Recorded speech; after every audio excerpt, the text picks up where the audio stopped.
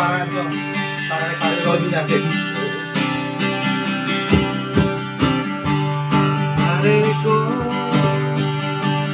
mayroon akong problema. Huwag mong sabihin na naman inilabag ko sa isang koleyala. Hindi ko maintindihan.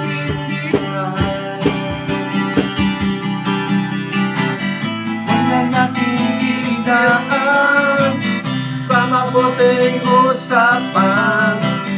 Lalo lang magdaragdagan sa pinagulong at hindi sadya.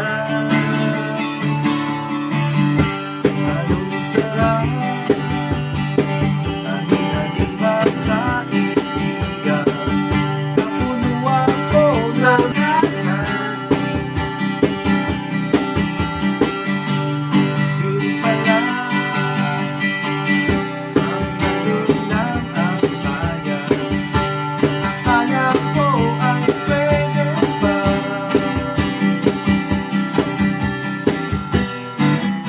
Sumobra pa eh. Sumobra eh. Andito pa lang eh. Oo, nakap mo muna tayo.